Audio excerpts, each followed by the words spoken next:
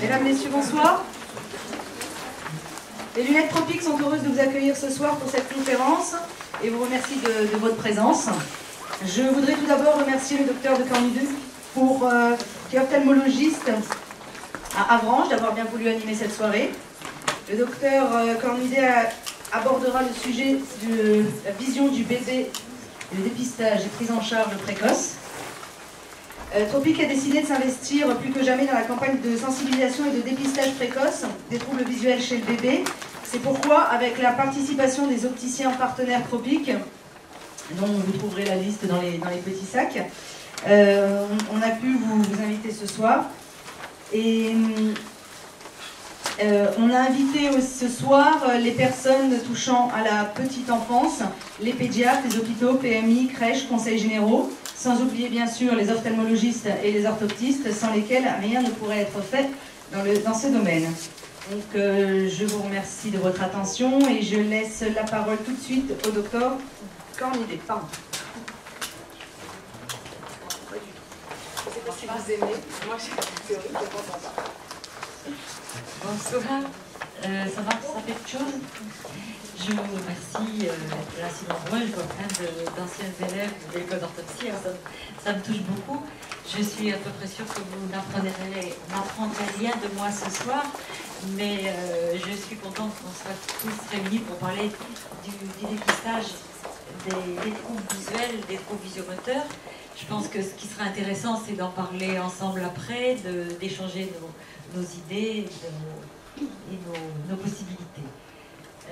Je vais vous présenter deux choses. D'abord, un petit topo qu'on avait fait avec Christine Boger pour les pédiatres et qui était plutôt ciblé vers les CAMS. Et puis ensuite, un autre topo qui a été fait par la Société Tropique pour sensibiliser également les pédiatres au dépistage et aux équipements en lunettes.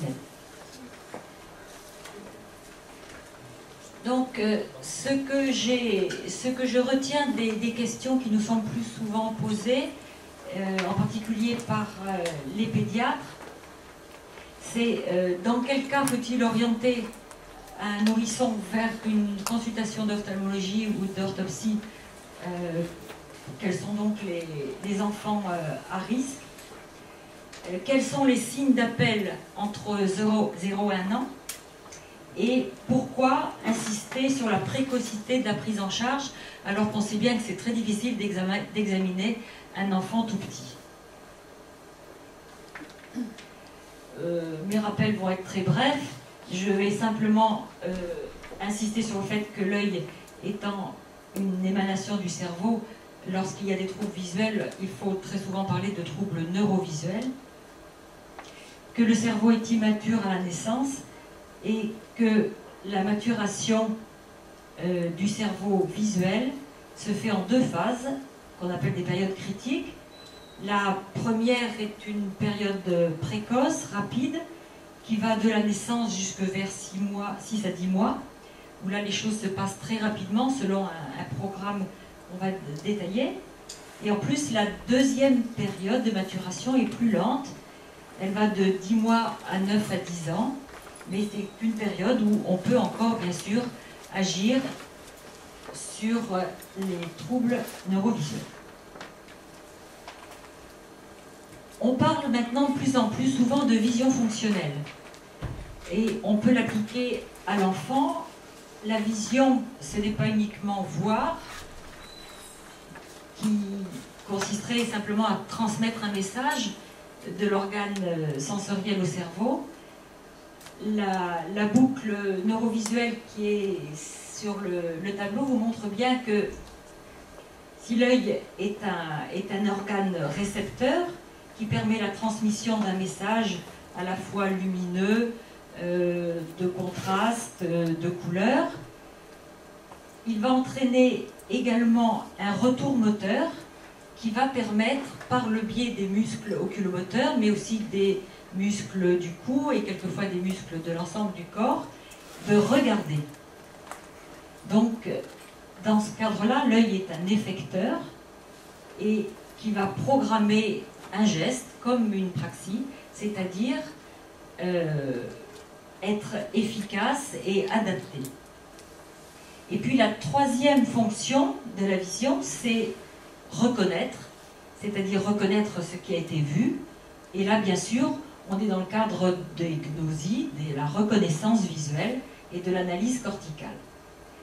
Ces trois étapes, ou ces trois parties de la vision fonctionnelle correspondent tout à fait à la manière dont on va s'y prendre pour repérer un trouble visuel chez l'enfant. Le développement donc de la vision fonctionnelle correspond à deux périodes, et je vous ai parlé de la période critique. Cette période critique, pour nous, elle correspond à la période de vulnérabilité. Vulnérabilité des voies visuelles et vulnérabilité des moyens de compensation. Aussi, évaluer la fonction visuelle, évaluer le comportement visuel d'un enfant, toujours en le corrélant à son âge et à ses acquisitions globales. Tout cela donc va nécessiter de bien connaître le développement visuel normal de l'enfant. Je vous ai mis ici un carnet de santé, mais c'est celui d'autrefois. C'est celui qui permettait de bien mettre en évidence l'examen au cours du 9e mois. Sur cette page, il était bien clairement défini qu'on pouvait avoir une mesure de l'acuité visuelle. Bien sûr, vous savez qu'il ne s'agit pas d'acuité visuelle comme chez l'adulte, mais d'une acuité visuelle avec une évaluation de l'acuité de discrimination par des réseaux. Et cette page, elle nous rendait bien service parce qu'on avait la place d'écrire beaucoup de choses et elle était évidente pour les parents et elle montrait bien qu'il y avait un examen à faire au 9e mois. Malheureusement, dans le nouveau carnet de santé, les choses sont un petit peu plus floues et du coup, cet examen du 9e mois, il passe plus facilement inaperçu. Donc, quel est ce développement normal de l'enfant? Quelle est sa chronologie? Les orthoptistes connaissent ça bien sûr par cœur. À la naissance, pendant la première semaine, on étudie le réflexe photomoteur. Il est encore faible, mais on le voit facilement évoluer au cours des jours. Le réflexe de clignement à une lumière vive, le réflexe de clignement à la menace, une menace très proche des yeux va entraîner un recul de la tête de l'enfant. Et puis, dès la première semaine, l'enfant est capable de fixer des gros objets, surtout s'ils sont en mouvement, et surtout s'ils sont très contrastés. De la 2e à la 4e semaine, l'enfant est tout à fait capable de poursuivre une cible en mouvement sur environ 30 degrés. Il est capable de fixer un test très structuré. Et en ce qui concerne la perception des visages, puisque c'est toujours ce qui intéresse les parents, il voit très nettement la périphérie du visage de ses parents, surtout s'ils sont bruns. Et ils ont beaucoup de contraste dans leurs vêtements. À la fin du 2e mois, le réflexe de poursuite d'une cible est bien installé. Il arrive à poursuivre sur 45 degrés, même quelquefois plus. Il peut poursuivre une lumière, mais il poursuivra bien mieux un objet structuré, contrasté. L'idéal étant bien sûr un petit jouet rayé noir et blanc ou quelque chose qui est de ce type. Au 3e mois, le réflexe de fusion s'installe. Donc les mouvements conjugués commencent à être possibles. L'enfant, de même, grâce au développement de son tonus global, commence à avoir une coordination entre les yeux et la tête. Je ne dis pas une dissociation, mais une coordination. Son champ visuel commence à s'élargir. Au 4e mois, le réflexe de convergence s'installe, c'est-à-dire que lorsqu'on approche un objet, il ne faut pas le faire non plus trop fréquemment et trop brutalement, lorsqu'on approche un objet ou un petit point lumineux de son nez, les deux yeux, de façon symétrique, vont se rapprocher du nez. C'est parce que, dans le même temps, le système d'accommodation se met en place. Et on s'aperçoit également qu'il commence à coordonner les mouvements de ses yeux et de sa main. L'enfant attrape et il attrape sous contrôle visuel. On pense qu'à partir du 4e mois, toutes les couleurs sont vues. Il y a eu, avec Monsieur François Vital-Durand, des tests qui ont été proposés. Et globalement, les couleurs sont toutes vues. Entre 4 et 6 mois, c'est la vision binoculaire qui s'installe. On est pratiquement sûr qu'au 6e mois, l'enfant voit le relief. Vous allez avoir d'ailleurs la chance aujourd'hui de voir pour la première fois le nouveau test de la Société Tropique, qui est un test de vision du relief qui devrait être plus pratique que celui dont on dispose, peut-être plus précocement proposable aux enfants, parce qu'il ne nécessite pas justement le réflexe de coordination oculomanuelle, et il a été proposé un petit peu sur le même mode que le bébé vision, c'est-à-dire qu'il utilise le regard préférentiel. On va vous en parler bien sûr tout à l'heure. Donc la vision binoculaire s'installe, l'enfant commence à voir le relief, c'est-à-dire qu'il est en 3D, et on est toujours surpris quand on montre un test de relief à un enfant de cet âge, à quel point il réagit rapidement, alors que 3-4 mois plus tard, il réagira moins bien. Je pense pour ma part que cette situation nouvelle pour lui, de voir la profondeur, entraîne une espèce d'état de surprise qui fait qu'on le voit réagir si bien à ce test, alors que plus tard, ça sera fini. L'acuité visuelle de l'enfant augmente, grâce bien sûr à la maturation de la boucle rétine-cortex visuel. Cette technique du regard préférentiel ou bébé vision, presque tout le monde l'utilise bien sûr. Il a fait parler, il a fait douter. Je pense que les seuls qui peuvent vraiment en parler, c'est ceux qui l'utilisent depuis longtemps, qui l'utilisent de manière très stéréotypée, en utilisant toujours la même méthode. Et d'après les études qu'on a fait à l'école d'orthopsie, après 20 ans d'utilisation, on s'est aperçu que c'était vraiment un test qui était fiable à condition d'être fait effectivement avec beaucoup de rigueur. Qu'est-ce qu'on étudie avec la technique du regard préférentiel? En fait, c'est le pouvoir de résolution spatiale. C'est pas une acuité visuelle, comme celle de l'adulte, mais on est arrivé quand même à proposer des équivalents en 10e d'acuité pour simplifier les choses, pour que ce soit plus facile à expliquer aux parents, en sachant bien nous-mêmes qu'il ne s'agit pas évidemment d'une acuité équivalente à celle de l'adulte. Parce que qu'est-ce qui nous intéresse en fait quand on fait ce dépistage au bébé vision? Il y a deux choses qui nous intéressent. Savoir si l'enfant est dans les normes de son âge, c'est-à-dire s'il a réagi comme les enfants de son âge au test, et savoir s'il réagit de la même façon avec l'œil droit et avec l'œil gauche. Parce que c'est avant tout un test de dépistage des amblyopies. L'enfant donc se trouve dans un espèce de paravent. Il a face à lui la proposition de deux cartons. Un qui est, comme vous voyez, strié en réseau. Alors, au départ, les cartons de Teller étaient striés de façon verticale. Le bébé vision tropique présente des réseaux qui sont concentriques. Mais l'idée est la même, c'est que l'enfant, préférentiellement, préférera orienter son regard vers quelque chose qui est structuré plutôt que quelque chose qui, de même luminance, n'a pas de structure. Donc on lui présente deux cartons, un carton strié et un carton uni de même luminance. Et l'orthoptiste qui est caché derrière, vous ne le voyez pas, mais au milieu du carton rectangulaire, il y a un petit trou. L'orthoptiste est derrière ce trou et observe la direction du regard de l'enfant. Et l'orthoptiste fait plusieurs fois la manœuvre parce qu'on ne se contente pas d'une réponse. Et si on est certain que vraiment l'enfant a détecté le réseau, on peut dire qu'il l'a vu et donc on pourra lui attribuer cette acuité visuelle.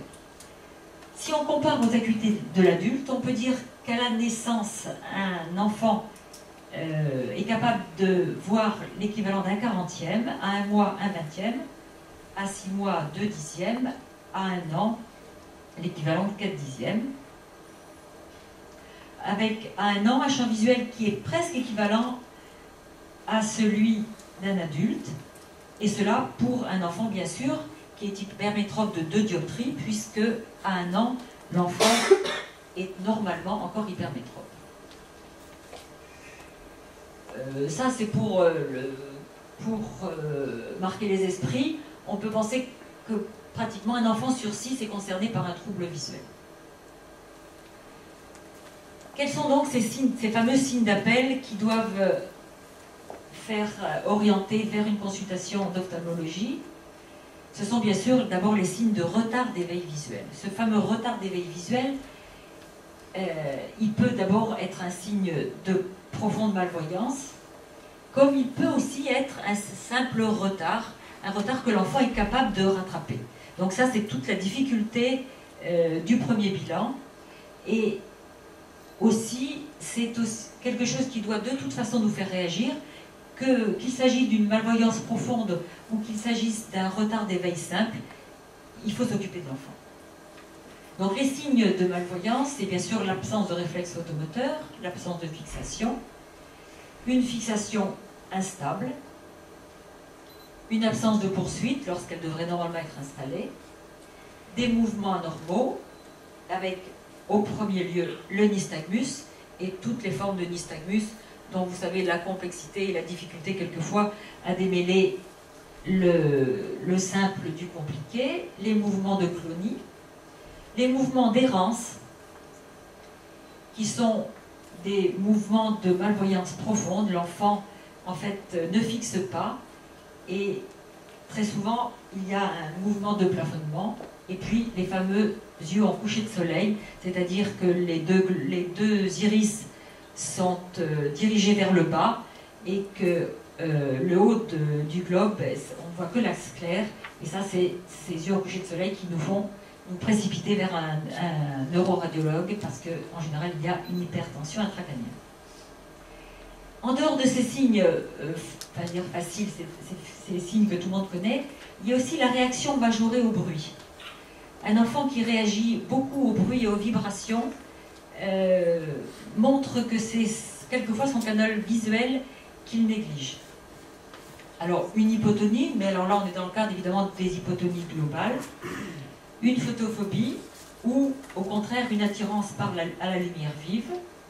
Et puis les deux signes que je vais vous montrer, qui sont des signes très classiques mais qui existent, le signe digito-oculaire, c'est-à-dire que l'enfant appuie sur son globe oculaire pour provoquer des petites réactions lumineuses, et puis le signe de l'éventail. Alors vous avez ici l'enfant qui appuie sur son globe et l'enfant qui fait passer devant sa main, devant son œil, ses doigts, parce qu'il se provoque des sensations lumineuses. Et en haut, vous avez un enfant qui a les yeux en coucher de soleil. Voici d'autres attitudes évocatrices. Un enfant qui cligne souvent ou qui se frotte les yeux. Et puis, le torticolis. Vous voyez ici un enfant qui a un torticolis, la tête déjetée en arrière. Ce torticolis est très souvent associé à un nystagmus, et cette position permet de bloquer le nystagmus. Ces torticolis sont également souvent associés à des plagiocéphalies.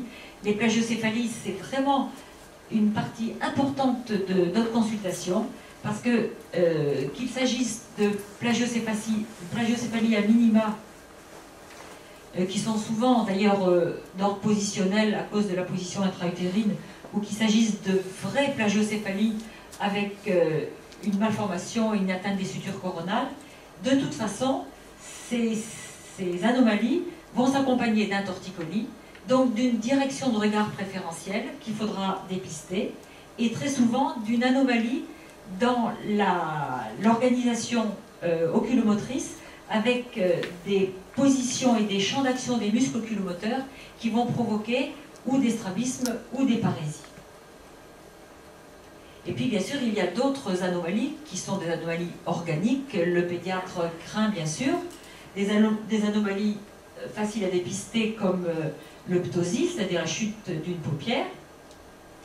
Les angiomes dont vous voyez ici deux cas, un qui va provoquer un ptosis et qui en même temps va provoquer une déformation cornéenne, et puis l'autre qui atteint l'encelure nasale et qui va provoquer une dissociation entre les deux yeux et qui peut perturber la vision binoculaire. Les anomalies les plus fréquentes aussi qui entraînent des consultations proposées par les pédiatres ou même quelquefois par les parents, ce sont bien sûr les anomalies des voies lacrymales, mais là-dessus, je n'insisterai pas. Les anomalies plus rares, ce sont les anomalies des globes, les microphthalmies, les macrophthalmies, c'est ce qu'on rencontre le plus souvent. Généralement, elles sont associées à un syndrome polymalformatif, mais lorsqu'il s'agit d'un glaucome congénital ou d'une mégalocornée, il peut s'agir d'enfants qui n'ont rien d'autre et qui arrivent indemnes avec ces grandes cornées, qui s'associent parfois à un larmoiement clair.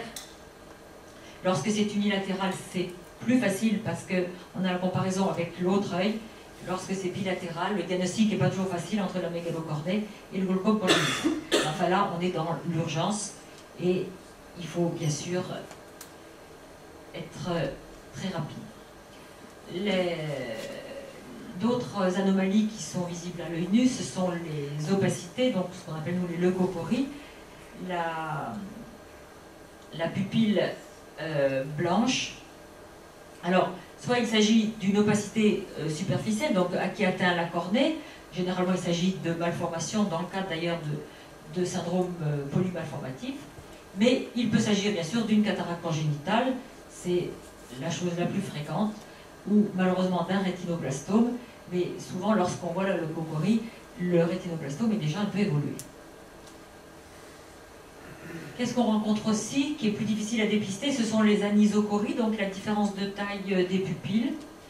C'est pas toujours grave, mais enfin ça nécessite quand même de faire un examen, parce qu'on trouve quelquefois une anomalie organique. Et puis le colobome de l'iris, là vous en avez un cas d'une petite fille qui a un colobome inférieur bilatéral, qu'il faut explorer bien sûr, parce qu'il peut s'associer à un colobome plus vaste, un colobome choriorétinien ou un colobome du nerf optique. Et puis quelquefois une aniridie, comme vous avez sur le dessin en bas. Alors pour parler plus des troubles de l'oculomotricité qui intéressent davantage les orthoptistes,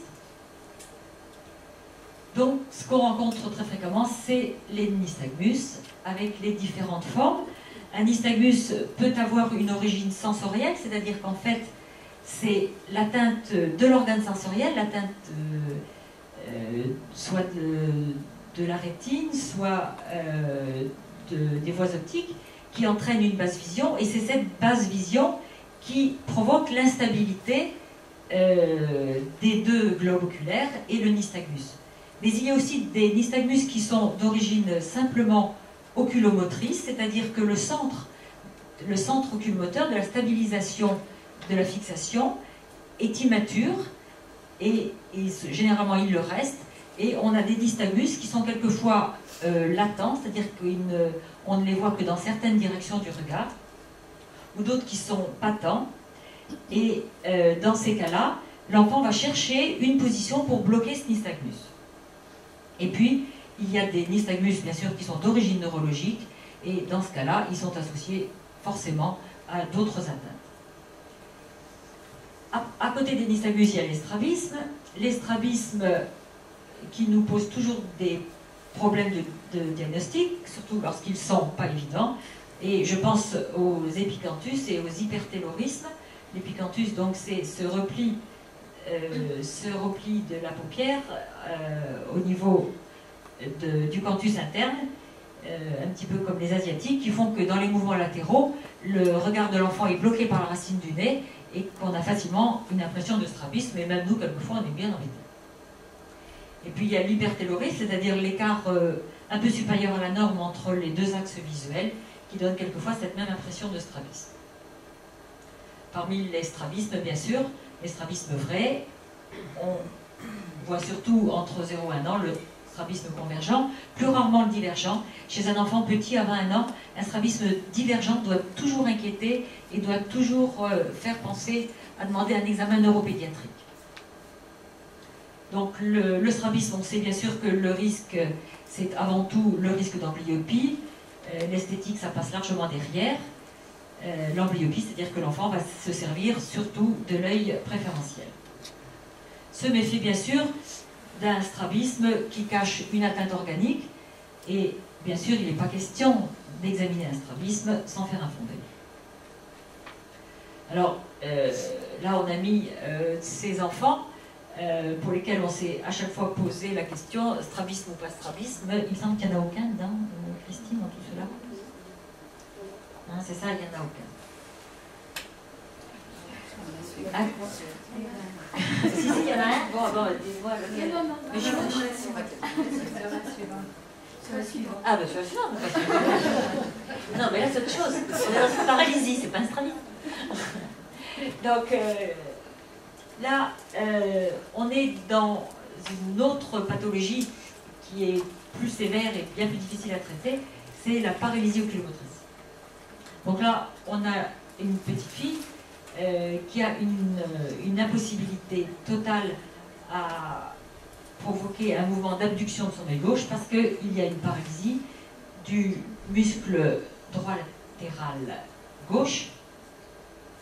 Donc là, c'est une paralysie dans une seule direction, mais quelquefois, on a des paralysies bien plus complexes. C'est le cas, par exemple, des paralysies du 3, avec des atteintes quelquefois difficiles à évaluer. À côté de ces paralysies, j'ai noté les apraxies. Alors, l'apraxie est généralement un syndrome qu'on retrouve chez des enfants qui ont des atteintes plus globales et qui sont en général plus proches de l'infirmité motrice cérébrale. L'apraxie a été décrite dans le syndrome de Joubert en premier, mais depuis on s'est aperçu qu'il y avait des apraxies dans bien d'autres syndromes. Il s'agit de l'impossibilité de dissocier les mouvements des yeux et de la tête. C'est-à-dire que chez ces enfants, c'est le mouvement de la tête qui va entraîner le mouvement des yeux. Donc ils se présentent souvent avec une position de torticolis. Et ce sont des enfants qui restent très maladroits dans leur regard, bien sûr, puisque la plupart du temps, le mouvement de tête va dépasser la cible et ils sont obligés de refaire une saccade de réajustement pour pouvoir fixer. Donc ces apraxies qu'on connaît bien, elles ont aussi quelquefois des équivalents beaucoup plus minimes chez des enfants qui ont des troubles praxiques, qui ont des dyslexies complexes, qui ont des atteintes neuromusculaires, et du coup, on les cherche davantage et on les rééduque davantage également. Pour finir nos 3 étapes, voir, regarder, reconnaître, on va essayer d'évaluer, même si entre 0 et 1 an, c'est pas évident, on va essayer d'évaluer si l'enfant a une reconnaissance visuelle adaptée.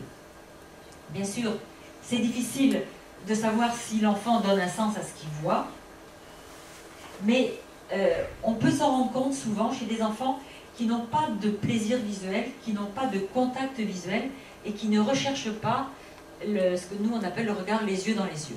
Donc ces enfants qui ont un désintérêt visuel, et le plus souvent lorsqu'il y a une atteinte neurologique sévère, ce sont des enfants chez qui on va retrouver plus tard des agnosies visuelles sévères. Ce qu'on appelle l'agnosie visuelle, c'est ce qu'on désignait sous le nom autrefois de cécité corticale. C'est un mot qu'on ne veut plus entendre, parce qu'en fait, de cécité, il n'y a pas forcément, et de rééducation, on peut en parler et on peut faire progresser ces enfants. Voilà, je crois que c'est pas tout à fait fini, non? Donc les diagnostics à évoquer toujours, c'est d'abord le retard simple d'éveil visuel, ce qu'on appelait autrefois le syndrome de Beauvieux. Ce retard d'éveil visuel, on le voit encore, on le voit le plus souvent chez les enfants qui ont eu un démarrage dans les premières heures de la vie un peu compliqué. Soit ils ont été tout de suite en couveuse, soit ils ont été au contraire trop éblouis, soit il manque de stimulation. Mais c'est rare que dans ces retards d'éveil visuel simples, qui ne s'accompagnent d'aucune autre atteinte, il n'y ait pas une petite explication. On fait le diagnostic en fait a posteriori quand l'enfant récupère une performance visuelle de son âge. Et puis, bien sûr, il faut penser à une basse vision par une atteinte ophtalmologique isolée. En premier lieu, les amétropies, hein, même un tout petit, s'il a une hypermétropie de 6 ou 7 dioptries, il a un comportement visuel anormal. Donc, myopie, hypermétropie, astigmatisme, les amblyopies strabiques, les nystagmus. Pensez bien sûr toujours aux cataractes. Et puis, de toute façon, il faudra faire un examen ophtalmologique le plus complet possible. Essayer de mettre l'enfant derrière la lampe fente, lui faire un fond d'œil, et puis éventuellement, bien sûr, des examens paracliniques, c'est-à-dire enregistrement électrorétinographique et potentiel évoqué visuel. Je croyais que j'en avais parlé, mais non, je ne le vois pas. De toute façon, je ne peux plus y avancer. C'est parce que j'ai fini. Voilà. J'ai un petit peu envie, sans faire d'interruption, de passer au petit topo de la société tropique qui viendra compléter pour certaines choses ce que j'ai dit ou pas dit. Et après, ben, vous parlez, vous discutez, vous complétez ce que j'ai oublié. Je pourrais mettre là. Comment? Et vous voilà.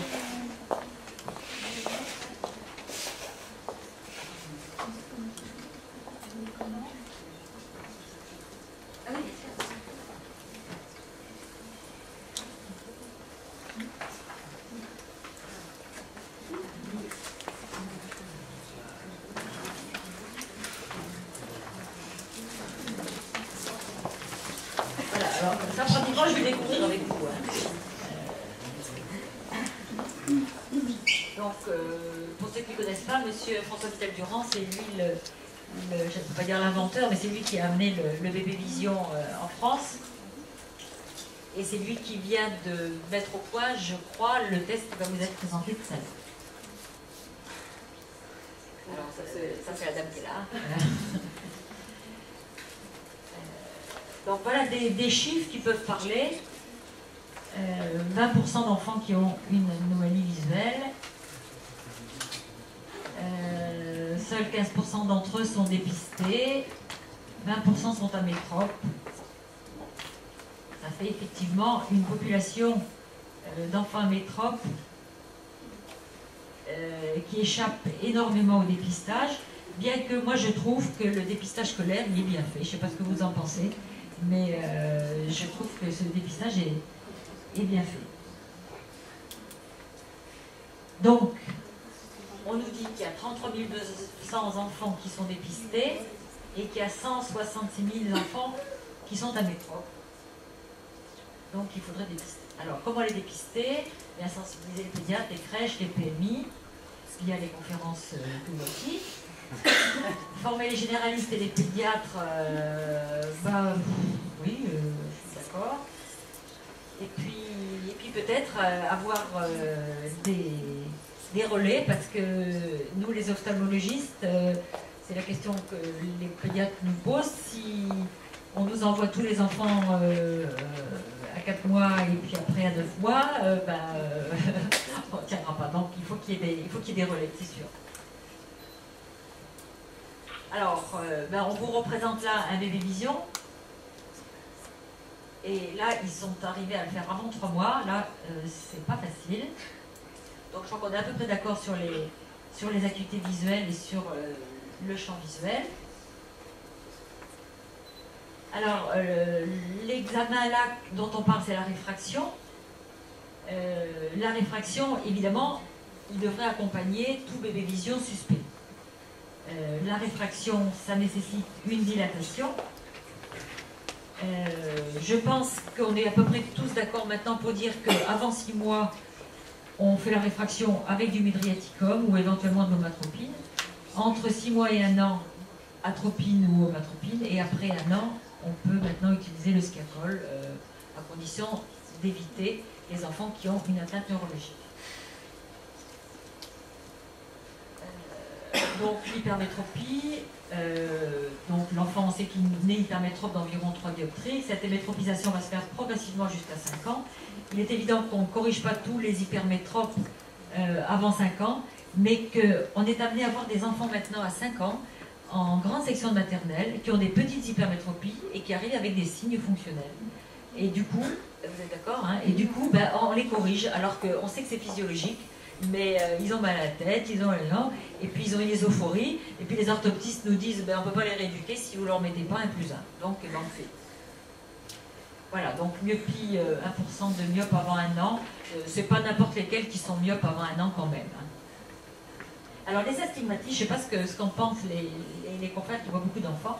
Moi je vois maintenant qu'on a des autoréfractomètres, on mesure bien mieux les astigmatismes, et on s'aperçoit que les gros astigmatismes, d'1 dioptrie et demie, chez les enfants qui ont des joues énormes, bien rebondies, qui bombent leur cornet, et ben ces astigmatismes-là, on ne les voit plus 6 mois ou 1 an après.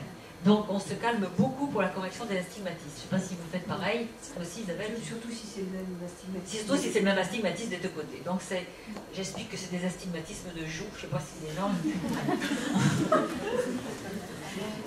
donc la stéroscopie, vous voyez un enfant là qui est en train de désigner un test en relief sur la plaquette. Moi je trouve que c'est plus facile à 7-8 mois qu'à 1 an.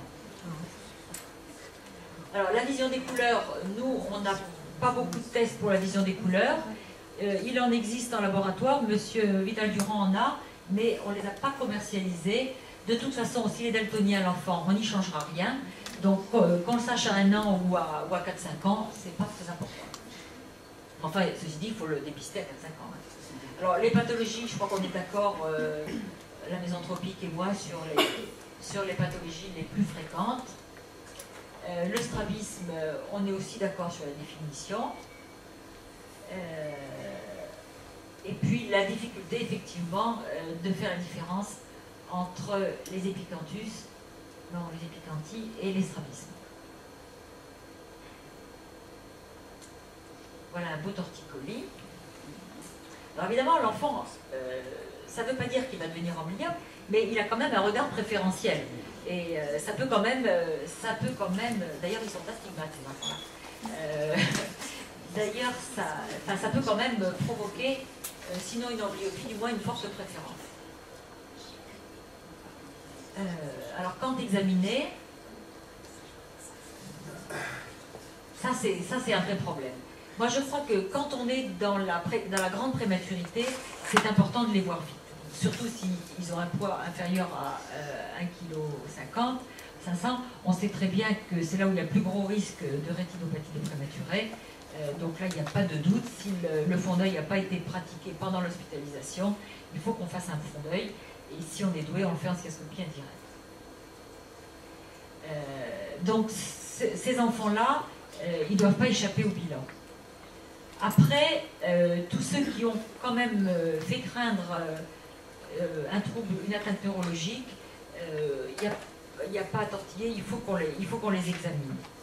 Mais les enfants qui ont simplement des parents amétropes, quand la maman a eu une petite myopie à 15 ans, est-ce que ça justifie un examen systématique? Moi je ne pense pas, s'il n'y a pas un contexte. Parce que c'est vrai que sinon ben, on n'arrivera pas à voir tout le monde. Voilà, alors quand examiner, comment examiner? Bon, ça c'est le travail des orthoptistes. Et à quel âge référer? Donc c'est ce que je disais tout à l'heure. Dès le diagnostic ou à 4 mois éventuellement, en cas de malvoyance, et à 9 mois pour le bébé vicieux. Donc la période sensible, c'est la période pendant laquelle on va pouvoir agir le plus facilement, en sachant qu'après 3-4 ans, tout est beaucoup plus difficile.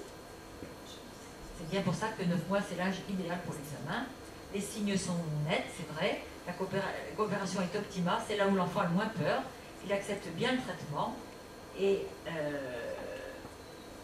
c'est pas si difficile que ça de faire porter des lunettes. Voilà l'examen du 9e mois. Il peut commencer donc par le bilan orthoptique. C'est plus facile de commencer par l'orthoptiste. Elle va en profiter donc pour faire un bébé vision. Ensuite, nous, on fait une réfraction. Souvent, on commence par faire une réfraction simple avec l'autoréfractomètre. Et puis, si le bébé vision et le bilan orthoptique nous inquiète, on fait tout de suite une cycloplégie qui nous permet de vérifier s'il y a une amétropie et bien sûr d'examiner le fond d'œil. Alors, qui voir, on en revient toujours pareil, les strabiques, les enfants qui ont un facteur de risque, ceux qui ont bien sûr une histoire personnelle pré-, né ou post-natale, et quand il y a une hérédité. Alors après, le choix d'une monture. Donc peut-être que Madame Tropic en parlerait mieux que moi. Non, je peux en parler. Les montures, vous savez que c'est notre bagarre permanente. Vous allez en parler. Donc, elles vont vous être présentées. Moi, j'ai fini par faire un tampon. Je fais un tampon que je mets en bas de mes ordonnances où il y a marqué forme de monture adaptée aux jeunes enfants. Je ne fais pas de marque. Mais au moins, comme ça, l'opticien, il sait qu'on en a parlé avec les parents. Et que les parents, ils sont conscients qu'ils ne peuvent pas choisir n'importe quoi, sinon ils vont se faire gronder. Et l'opticien, il sait que j'en ai parlé et qu'il ne peut pas vendre n'importe quoi. Donc, c'est ma technique, parce que c'est vrai que quand on a un traitement compliqué, si on n'a pas une bonne monture, eh ben, c'est comme si on faisait rien. Et puis, voilà, une petite fille qui est parfaitement bien adaptée. La monture va jusqu'au sourcil, elle a un grand champ de vision. Elle n'est pas gênée, et d'ailleurs, elle va bien la garder, sa monture, il n'y a pas de problème. Alors, l'habitude de l'enfant, nous, on sait que si on prescrit une paire de lunettes, c'est pour qu'elle soit portée, c'est pas pour qu'elle soit mise que de temps en temps. Alors, il est évident que chez certains enfants, en particulier les enfants à faibles moteurs cérébraux, on est très prudent quand on instaure le port de lunettes, et quelquefois, on accepte qu'elle soit mise que pour, dans certains cas, mais a priori, si on est convaincu que notre lunette est utile, on la met tout le temps. Élément de réponse aux difficultés. L'enfant doit porter sa correction pour éviter qu'il force sur ses yeux. Ça veut dire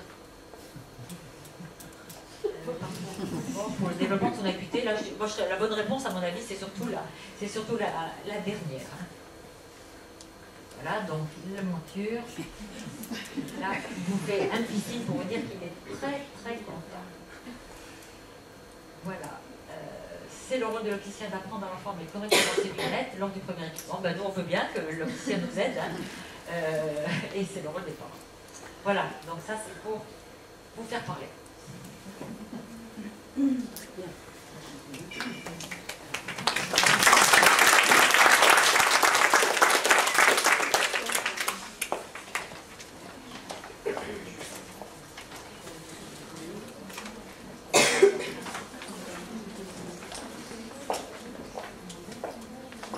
Je remercie vivement le docteur Cornudet pour son excellent exposé.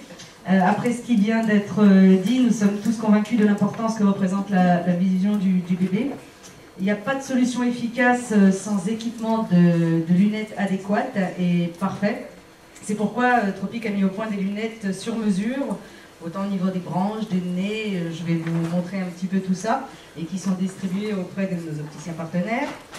Je vais revenir justement sur certains points dont a parlé le docteur.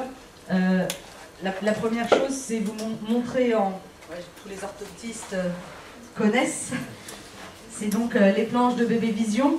Je vais aller très vite.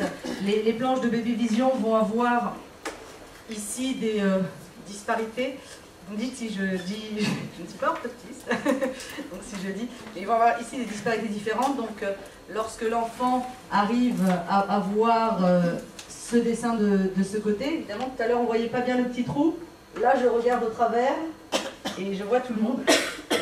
Et elles vont diminuer de telle façon, on va voir si l'enfant continue à la voir pour arriver à celle-ci, qui est quand même beaucoup plus difficile. Hein, les gens du fond ont du mal presque à voir. Donc on va pouvoir en fait effectivement déterminer une acuité, entre guillemets acuité, hein, c'est pas la même que l'acuité de l'adulte, pour le bébé. Tropic donc, a du matériel médical, donc le bébé vision en fait partie. Il y a aussi les tests cadets que les orthoptistes connaissent, souvent. les tests KD avec les lettres, lorsque l'enfant sait les dire ou sait les différencier, et avec les dessins, pour les plus petits, ils vont pouvoir plus facilement montrer la voiture ou la maison. Ça, ce sont les tests KD. Et puis, il y avait donc les tests du relief, dont parlait le docteur tout à l'heure, où là, on demande à l'enfant d'avoir un mouvement de la main pour pouvoir voir s'il voit effectivement le relief, parce qu'il va essayer d'attraper. Donc, ça demande à l'enfant d'avoir, elle a très bien dit le terme tout à l'heure, hein, entre le regard et le mouvement de la main. Il y a donc un test qui a été élaboré par François Vital-Durand, qui est chercheur à l'INSERM de Lyon, et le docteur Delouvrier, qui est en fait un test de stéréoscopie. Donc, le principe de ce test, il est basé sur le même principe que le bébé vision, c'est-à-dire qu'il a un petit trou au milieu, derrière lequel va se placer l'orthoptiste ou l'ophtalmo. Et sur cette planche, il y a un dessin en relief qui n'est pas de la stéréoscopie, c'est-à-dire que on n'a pas besoin, avec un seul œil, on peut le voir. Donc il n'est pas un dessin en stéréoscopie. Et il y a une étoile qui, elle, est en stéréoscopie, ce qui veut dire qu'il faut une vision binoculaire et une vision du relief pour pouvoir la voir. Donc l'enfant, lorsque on va lui montrer la planche, il va tout de suite voir, sans avoir besoin de voir en stéréoscopie l'étoile, il va tout de suite voir quelque chose de ce côté, même si c'est pas forcément reconnaissable, il va être attiré par ça. Et ensuite, seulement, soit en le cachant, soit lui va même chercher autre chose sur le dessin, et si effectivement il se dirige vers l'étoile, c'est qu'il a une vision binoculaire et stéréoscopique. Il existe, enfin les planches sont par deux parce qu'il existe deux disparités différentes, une 800 et 1200. Donc voilà, ce sont les nouveaux tests qui a priori ont déjà été plus ou moins testés par certaines orthoptistes. Donc s'il y a des questions, voilà, non, si. D'accord. Alors, je vais en arriver aux montures. Il est clair que quand on parle enfant, monture pour enfant, on va, hélas pas tous les opticiens, mais jusqu'à presque 6 ans, enfin jusqu'à 6 ans minimum, je crois que même 8 ans, 10 ans, 12 ans, le plus tard possible, on peut mettre des lunettes en métal à un enfant, et mieux c'est. Pour plusieurs raisons. Une monture en métal va avoir des petites plaquettes qui se posent sur les pentes de nez, pentes que n'a pas encore un enfant, sachant qu'il n'a pas encore l'os du nez qui est formé. Donc, étant donné que c'est censé se poser sur les pentes, ça ne se pose nulle part. Donc les lunettes ne peuvent pas avoir une stabilité sur le nez de l'enfant. Ensuite, le métal, toujours à cause de ces plaquettes, augmente la distance vers œil, ce qui fait qu'il existe un espace au-dessus de la paire de lunettes qui facilite le réflexe pour l'enfant de regarder au-dessus. Et en fait, c'est au rôle de l'opticien d'empêcher que l'enfant puisse regarder au-dessus de ses lunettes. Et donc, Tropic, on travaille donc depuis des années sur les montures pour bébés et enfants. Et là, je vous ai amené quelques montures pour vous montrer déjà qu'on commence tout petit. Ça, c'est du 32, c'est vraiment nourrisson. Étant donné qu'on a vu que pour certaines cataractes congénitales ou pour certains problèmes visuels, on doit agir vite et tôt. Donc, il existe des montures pour tout petit. J'ai équipé, je crois, le plus petit qui devait avoir 3 mois, étant donné que c'était un prématuré, 3 mois, et il était vraiment tout pitchoun, et donc avec ce type de lunettes. Sur exactement la même conception que je vais vous détailler, on va quand même jusqu'à des grandes tailles, c'est-à-dire jusqu'à du 46. Le 46, c'est presque ma taille.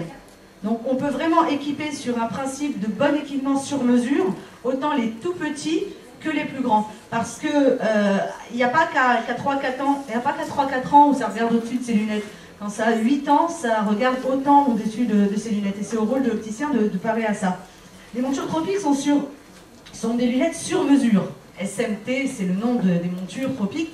SMT, c'est-à-dire sur mesure tropique. Pourquoi sur mesure?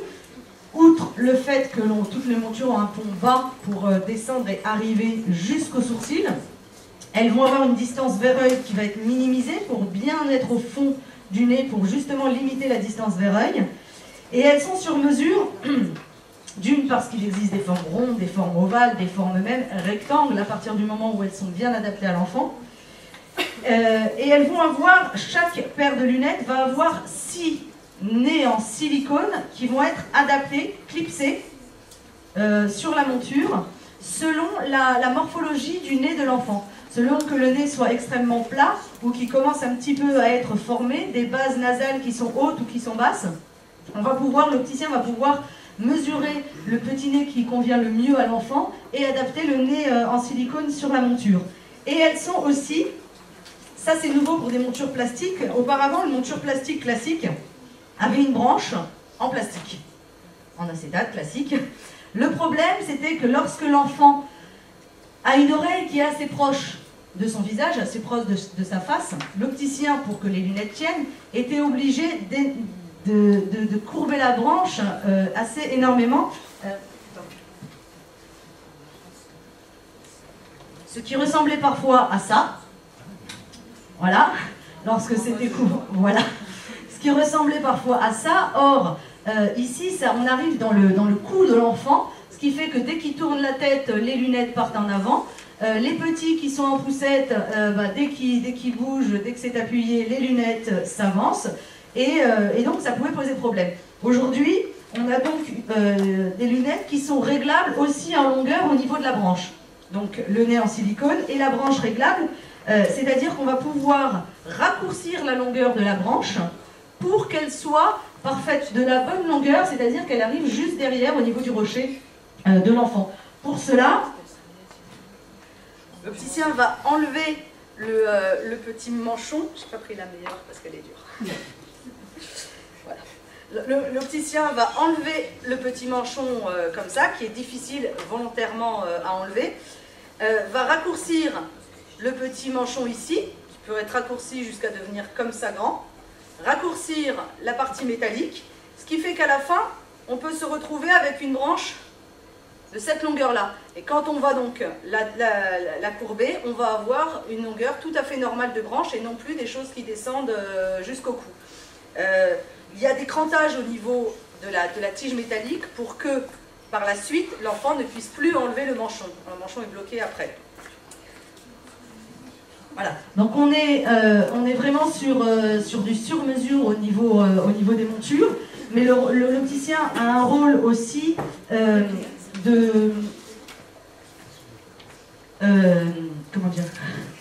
d'apprentissage à l'enfant.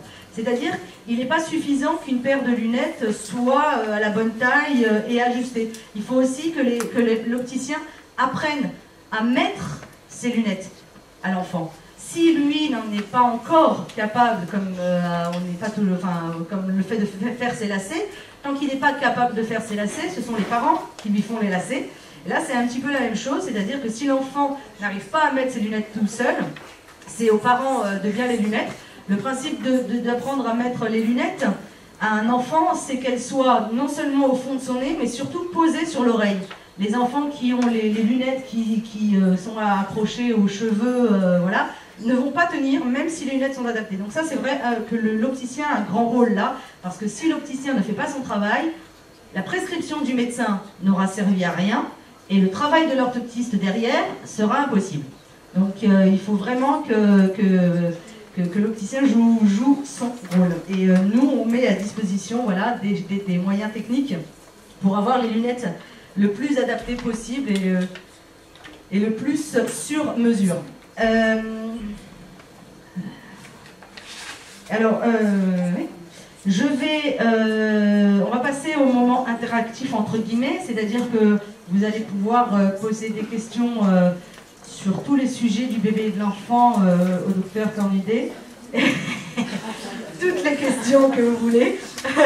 Ou voilà, si ce sont des questions techniques au niveau des montures ou de choses, vous pourrez aussi répondre. Donc voilà. Des questions? Oui.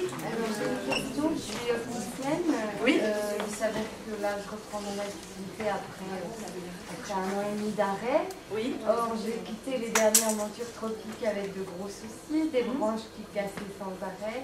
La gamme SMT+. Oui, alors je voudrais savoir quel est le produit actuel. Alors, on a eu un souci, certes, avec une collection qui est la collection de montures SMT+. Juste pour remettre en place la collection SMT+, actuellement, il y a la même chose qu'à l'époque de la SMT+, c'est-à-dire 12 collections en bébé chez Tropique. La SMT+, était une de ces collections. C'est-à-dire que la monture en acétate classique, en acétate, avec les nez sur mesure et tout ça, est de collection depuis plus de 8 ans et elle a toujours été. Donc c'était une des collections, parce que j'ai souvent eu des opticiens qui me disent les montures chez Tropique sont cassées tout le temps. C'était certes une collection qui a été retirée de collection et qui, sur le concept, était bien parce que c'était une monture qui n'avait pas de pièces métalliques au niveau de la charnière, dans une sécurité supplémentaire. Il y avait un système de déclipsage au niveau de la branche et de la face pour éviter justement les vis et les pièces, les petites pièces métalliques qui pouvaient se dévisser ou quoi que ce soit. Et ce qui fait que lorsque la branche, l'enfant tirait sur la branche, elle pouvait se déclipser de la même manière qu'on déchausse au ski. Et on pouvait la remettre en la clipsant. On a eu un souci de fabrication au niveau de la matière, puisque la matière qui a été utilisée, c'est un poly, je ne pourrais pas vous dire le nom exact du plastique qui a été utilisé, mais le problème de ce plastique, c'est que tant qu'il était dans les tests, dans la période de test, il était parfaitement costaud, on va dire, mais avec le temps, et il n'a pas fallu beaucoup de temps, la matière devenait cassante. Et donc, on s'en est certes rendu compte, on a été les premiers embêtés par ce souci, hein, puisque quand on fait fabriquer, c'est vrai qu'on fait fabriquer beaucoup, et que lorsqu'on a fait les tests, elles étaient, moi je teste les montures, mon rôle quand on sort une collection, c'est de les casser. Donc j'en ai cassé des montures volontairement, mais c'est vrai qu'ensuite j'ai été surprise moi-même du retour. Je suis la responsable de la boutique Tropique, donc on fait que des enfants. Donc on a été surprise du retour justement, et c'est là qu'on a fait analyser par une autre société le type de matière, et c'est là qu'ils nous a expliqué qu'effectivement la matière avait eu un souci. On a actuellement une monture qui va arriver, mais puisque vous en parlez aussi, j'en parle. C'est une monture qui, elle, ne va, pareil, ne pas avoir de matière métallique. C'est pour la sécurité, parce que c'est vrai que souvent, lorsque l'enfant tombe, la petite charnière métallique va souvent dans l'arcade sourcilière. Enfin, moi, j'en ai déjà vu arriver au magasin avec la monture encore accrochée à l'arcade. Mais voilà, donc une collection qui n'aurait pas de pièces métalliques, c'est bien surtout pour les tout petits ou pour ceux qui apprennent à marcher, parce qu'il y a beaucoup de chutes à cette période-là. Donc on a arrêté complètement la SMT+, et aujourd'hui on a donc 4 collections qui remplacent la SMT+. C'est-à-dire qu'en arrêtant la SMT+, on s'est repassé sur de l'acétate, sur cette monture, sur la monture classique, et sur une monture en, attention le mot, en métal. Je l'ai dit, en métal pour enfants, mais c'est un métal particulier. D'une, elle est en métal en plaque épaisse, parce que c'est vrai que les lunettes métal, le problème c'est que c'est tout le temps tordu, ça se tord extrêmement facilement. Là, la monture est en plaque épaisse pour éviter qu'elle se torde facilement. Et puis, vous pouvez voir à l'intérieur, il n'y a pas de plaquette. Il n'y a pas de plaquette, il y a un petit capot à ce niveau-là, sur lequel on peut rentrer les mêmes nez en silicone sur mesure que je vous ai montré tout à l'heure. Et donc la paire de lunettes va se poser sur le nez de l'enfant, exactement comme une plastique. Donc c'est une métal, mais qui se pose sur le nez de l'enfant comme une plastique. Mais évidemment, ça reste du métal, donc ne serait-ce que parce que ça s'appelle métal, pas en dessous de 3 ans, 3-4 ans. Alors qu'on serait qu'elle se pose comme une plastique, donc on peut l'adapter à tous les nez, mais ça reste, voilà, ne serait-ce que parce qu'elle s'appelle métal, pas en dessous de 3-4 ans.